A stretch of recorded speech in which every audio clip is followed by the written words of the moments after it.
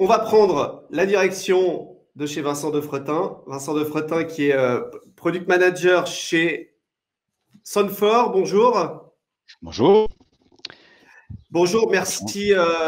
merci d'être avec nous, Vincent. Sonfor, évidemment, fabricant, fournisseur pour l'industrie de la radio depuis un certain temps, avec des produits évidemment bien connus. D'abord, première chose, comment se passe cette période de confinement pour Sonfor? Sonfor qui est basé près de Lyon, hein, on le rappelle, hein, à Pierre-Bénite Tout à fait. exactement. Oui, enfin, à Lyon maintenant, on a déménagé depuis quelques mois. Mais écoute, ça se passe comme pour beaucoup, on vit essentiellement confiné. En fait, ce qu'il faut bien comprendre, c'est se rappeler, c'est que Sandford, en France, c'est la partie R&D et la partie support. Et on a une autre entité qui est en Bulgarie, qui est la partie commerciale et la partie production. Donc pour nous, pour tout ce qui est de la recherche, en fait, on vit tous confinés. On vit tous chez nous, on préfère. On a tous des moyens de le faire techniquement. Et en fin de compte, ça se passe très bien. Ça nous permet aussi de travailler sur des dossiers parce que pour connaître l'activité un peu plus molle, hein, on va pas se le cacher, mais donc ça nous permet aussi de travailler sur des dossiers qui étaient toujours en attente parce qu'on n'avait jamais le temps et on disait toujours oui, on va s'en occuper, on va s'en occuper. Donc globalement, non, ça se passe bien. On espère qu'on en sortira vite quand même, mais bon, voilà, ça continue. Après, pour la partie bulgare, puisque c'est la partie commerciale, ça continue, bien entendu. On ship toujours. Il n'y a pas de souci. On voit bien que l'activité commerciale se tasse, c'est une évidence. Mais bon, là, c'est malheureusement le. Mais Ouais. l'activité continue en tout cas. Enfin, en tout cas, on Alors, peut.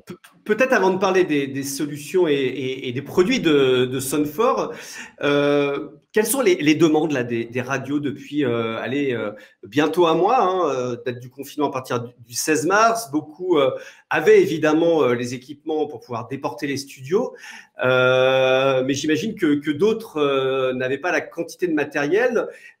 Quels sont les besoins urgents auxquels tu as dû répondre? On n'a pas, je vais être franc, on n'a pas eu d'énormément de besoins, de demandes aujourd'hui à ce niveau-là, sachant qu'on a quand même des solutions assez lourdes. Enfin, on n'est pas sur des petites solutions qui permettent de faire du live mobile ou choses comme ça, puisqu'en fait, on propose beaucoup de solutions IP qui sont assez sophistiquées, qui permettent de faire du maillage. Donc, bien des clients qui utilisent nos solutions sont super contents de les utiliser aujourd'hui, puisqu'ils nous le rapportent bien, parce que ça leur permet effectivement de faire des localisations faciles. Dire qu'on ferait de nouvelles installations, non, c'est pas, ça demande trop de mise en œuvre pour une période où les gens, enfin, on cherche à limiter un peu l'activité et le Ouais. développement technique. Alors, Mais par contre, on a. évidemment, cette période va être assez riche en enseignements, peut-être avec des besoins qui n'existaient pas ou existaient peu jusqu'à maintenant. Alors, évidemment, le total remote, la prise à distance des équipements, c'est une révolution qui a démarré depuis un certain temps. Est-ce que tout ça va s'accélérer? Est-ce que finalement, tes solutions vont être réorientées pour répondre peut-être à des nouveaux besoins demain, puisque semble-t-il, cette situation pourrait durer d'une façon ou d'une autre, même si le déconfinement démarre à un moment ou à un autre. Je pense qu'on est déjà sur cette route-là, ne serait-ce que par le cloud, où effectivement la notion de prise à distance, bon, on va dire que c'est ce que font les radios aujourd'hui. L'étape suivante sera le tout dans le cloud. Et ça, c'est vrai que ça fait peur pour certains. On ne se voit pas très bien où ça va aller et comment ça va fonctionner, mais on y va, ça c'est certain. Sandfor est hyper impliqué dans ce domaine-là, parce que je rappelle qu'on est quand même les premiers à avoir un système qui est complètement de processeur, qui est complètement connecté dans le cloud sur Amazon et qui permet de faire de l'ad publicitaire directement et ainsi de suite. Alors, effectivement, pour répondre à cette question, je pense que demain, on pourra considérer que la radio n'est plus du tout dans les murs de la radio et elle pourra se faire totalement en multipoint, en live. Et donc, en fait, ce genre de situation ne sera plus vraiment un problème en soi. Donc ça, c'est quelque chose sur lequel on travaille énormément. C'est vrai que ça fait près de 2 ans et demi qu'on investit massivement dans le cloud. Parce qu'on croit beaucoup à cette évolution-là, et contrairement à ce qu'on peut penser, parce que beaucoup de gens disaient oui, mais ça va perdre de l'âme, l'âme de la radio, et ainsi de suite. Moi, je suis partie de ces gens qui ont fait de la radio dans les premières heures, dans les années 80, et Dieu sait s'il y avait une espèce d'émulation. Mais personnellement, je pense que ces nouvelles technologies vont permettre de retrouver ce côté émulation, parce qu'on ne s'imagine pas les possibilités qui vont être rendues par ces nouvelles façons de travailler. Et je pense que d'un terme de contenu, contrairement à ce qu'on peut penser, la radio va vraiment y gagner et pourra vraiment y gagner parce qu'on aura un vrai outil. Bon, le problème, c'est que ça reste un petit peu flou pour beaucoup parce que c'est la notion de l'organisation, mais je pense pas me tromper en disant que dans les 2 à 3 ans qui vont venir, on va voir des gros déploiements dans le cloud. Nous, on a déjà des clients qui le réclament sérieusement.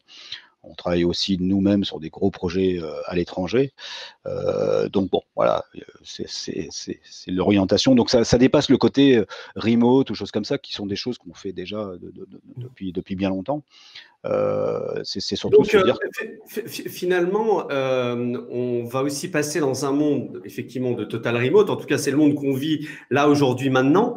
Mais aussi un monde avec moins de hardware. Donc, finalement, c'est une révolution qui va s'accélérer selon toi. C'est-à-dire, finalement, on aura de moins en moins de matériel et plus de software, plus de cloud, et finalement peut-être un basculement total à un moment ou à un autre où on n'aura quasiment plus besoin de matériel. Ah bah oui, de toute façon, on le voit déjà, mais la malheureuse expérience actuelle fait qu'on voit que il y a des, enfin moi j'ai eu des contacts avec plusieurs radios qui m'ont dit, mais Vincent, parle-nous de l'histoire du cloud, comment c'est, qu'est-ce qu'on peut faire, quelles sont les limites, on en est où technologiquement sur ce sujet, étant donné que c'est quand même quelque chose d'assez nouveau.